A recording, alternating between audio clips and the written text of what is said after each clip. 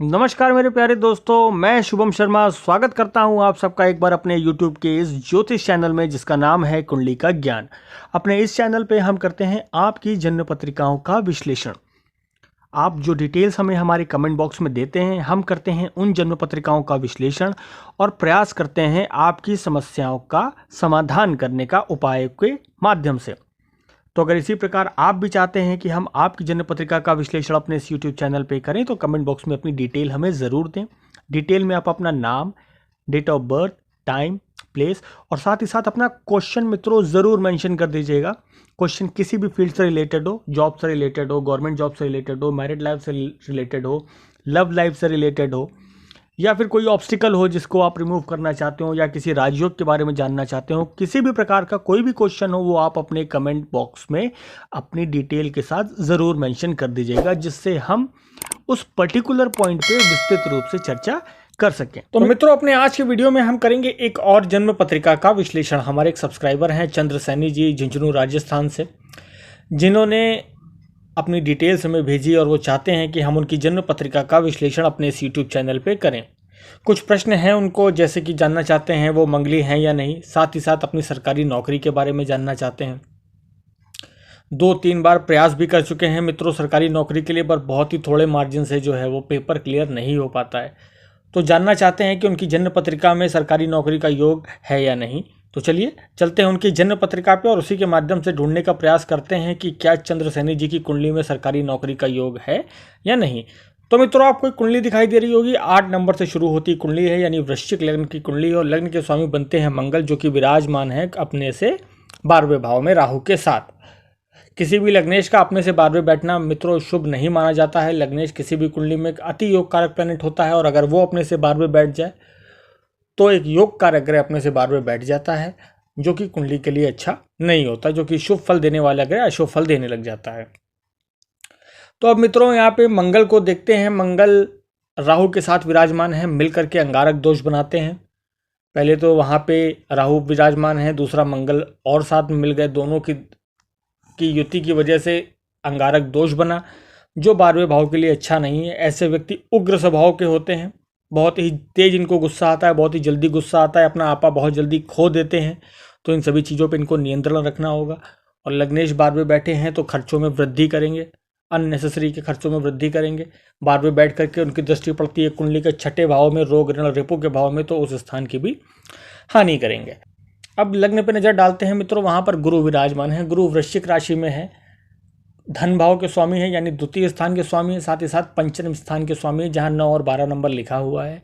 पंचम स्थान के स्वामी है, एक योग कारक ग्रह बनते हैं और लग्न में विराजमान हो गए। पंचम भाव के स्वामी लग्न में चले गए, नवम पंचम योग बना, अति उत्तम है कुंडली के लिए। त्रिकोण के स्वामी होकर के लग्न में विराजमान हो गए, त्रिकोण और केंद्र का संबंध हो रहा है, अति उत्तम है। अब गुरु की 5वीं दृष्टि पड़ती है 12 नंबर जहाँ पर लिखा हुआ है 5वें स्थान में, साथ ही साथ 7वीं दृष्टि पड़ती है जहाँ पर 2 नंबर लिखा है पत्नी स्थान में, और 9वीं दृष्टि पड़ती है जहाँ पर 4 नंबर लिखा है यानी भाग्य स्थान में। तो भाग्य के लिए पॉजिटिव हुआ, पत्नी के लिए पॉजिटिव हुआ, अमृत वर्षा है इनकी दृष्टि में, जहाँ भी देखते हैं वहाँ अमृत वर्षा करते हैं। साथ ही साथ संतान प्राप्ति के लिए उत्तम, कैरियर रिकॉग्निशन, इन सभी चीज़ों के लिए अति उत्तम है।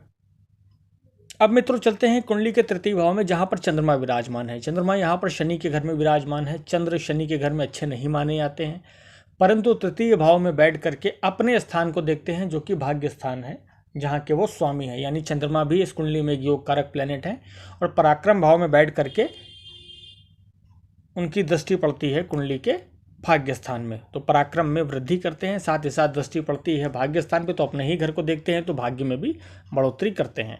अब आगे चलते हैं मित्रों कुंडली के चतुर्थ भाव में, जहाँ पर 11 नंबर लिखा है, वहाँ पर शनि विराजमान है। शनि इस कुंडली में मित्रों अपने ही घर में विराजमान है। ये एक शश योग का निर्माण करते हैं। पंच महापुरुष राजयोगों में से एक राजयोग है। ये समाज में ऊंचा स्थान दिलाने वाला योग होता है, परंतु शनि इनकी कुंडली में 28 डिग्री के हैं, बिल्कुल निर्बल हैं। जब शनि ऐसी स्थिति में होते हैं तो कैसा भी योग बन रहा हो वो इतना हितकारी नहीं होता। शनि को प्रबल करने की ज़रूरत, तो उसके लिए आपको शनि आराधना करनी अति आवश्यक है। हर शनिवार आपको शनि आराधना निश्चित रूप से करनी है। ओम सम शनिश्चराय नमः मंत्र का जाप करना है, जो कि आपके लिए शुभ होगा, शुभ फल दायक होगा। अब आगे चलते हैं कुंडली के 6ठे भाव में, जहाँ पर केतु विराजमान है। तो यहाँ पर लग्नेश की दृष्टि पहले ही पड़ रही है, पहले ही इस स्थान का सत्यानाश हो रहा है, ऊपर से जो है यहाँ पर केतु भी विराजमान है, जो और जो है रोग ऋण रिपु से रिलेटेड हानियाँ बढ़ाएंगे, शत्रुओं से नुकसान होगा, कर्ज लेने पड़ेंगे और साथ ही साथ रोग हल्के फुल्के जो है वो पीछा नहीं छोड़ेंगे। अब आगे चलते हैं कुंडली के दशम भाव पे, जहां पर सूर्य और शुक्र विराजमान है। यहां पर मित्रों सूर्य अपने ही घर में विराजमान है और 19 डिग्री के हैं। सूर्य अपने ही घर में विराजमान है, साथ ही साथ शुक्र साथ में है, और सूर्य साथ होने की वजह से शुक्र अस्त अवस्था में आ जाते हैं। यानी इस घर पे संपूर्ण प्रभुत्व जो है वो सूर्य देव का है और वो अपने ही घर में विराजमान है। 110% गवर्नमेंट जॉब के योग ऐसे सूर्य बनाते हैं। आपकी कुंडली में 110% गवर्नमेंट जॉब के योग हैं। आप निस्वार्थ भाव से आप ट्राई करते रहिए, आप हार मत मानिए, आपकी निश्चित रूप से सरकारी नौकरी अवश्य लगेगी, ये मैं आपको बोलना चाहूँगा। ऐसे सूर्य मित्रों जो हैं वो गवर्नमेंट सर्वेंट बनाते हैं, उच्च पदाधिकारी बनाते हैं, ऊंचे स्थान पर बैठने वाला व्यक्ति बनाते हैं, उच्च पद प्राप्त करने वाला व्यक्ति बनाते हैं। ये सभी गुण जो हैं सूर्य इस स्थिति में आपको देते हैं। आपके निश्चित रूप से सरकारी नौकरी लगना तय है। आप प्रयास जरूर करिएगा, प्रयास छोड़िएगा नहीं। अब आगे चलते हैं कुंडली के 11वें भाव में। यहाँ पर उच्च राशि के बुध विराजमान है, अति उत्तम है कुंडली के लिए। बुध यहाँ पर उच्च राशि के हो गए हैं, मल्टीपल जो है वो सोर्सेज ऑफ इनकम होंगे, बौद्धिक क्षमता की अधिकता है इनके पास, क्योंकि गुरु की दृष्टि पड़ती है इनके पंचम स्थान में, इनके रिकग्निशन हाउस में। साथ ही साथ एक संतान प्राप्ति के भी योग बनाते हैं और इनकम उच्च लेवल की होगी, क्योंकि उच्च का ग्रह वहां पर विराजमान है। अब चलते हैं कुंडली के 12वें भाव में, जहां पर मंगल और राहु विराजमान है। आपका प्रश्न था कि क्या ये मांगलिक हैं या नहीं। निश्चित रूप से पूर्ण रूप से मांगलिक हैं। कोई भी ज्योतिष आपसे कहे कि राहु साथ में विराजमान है, इस वजह से दोष नहीं लगता, ऐसा नहीं है। मंगल यहाँ पर विराजमान है और पूर्ण रूप से मांगलिक बनाते हैं। मंगल कुंडली के पहले, चौथे, 7वें, 8वें और 12वें भाव में हो तो व्यक्ति मांगलिक बनता है। ये इनकी कुंडली में है, पूर्ण रूप से मांगलिक हैं। विवाह करते समय जन्म पत्रिका मिला करके ही विवाह कीजिएगा, ऐसी हमारी सलाह है आपको।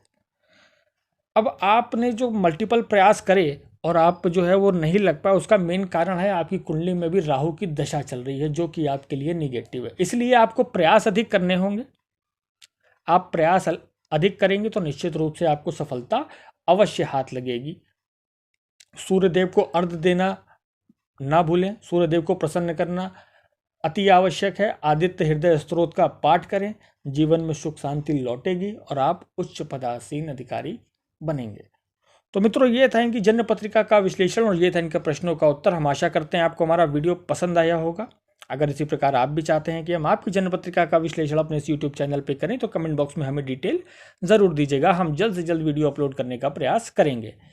और अगर आप इसी निस्वार्थ भाव से चाहते हैं मित्रों कि हम आपकी सेवा करते रहे तो हमारे चैनल को सब्सक्राइब अवश्य करिएगा। तब तक के लिए मित्रों हम मिलते हैं आपसे अपने अगले वीडियो में। बहुत बहुत धन्यवाद।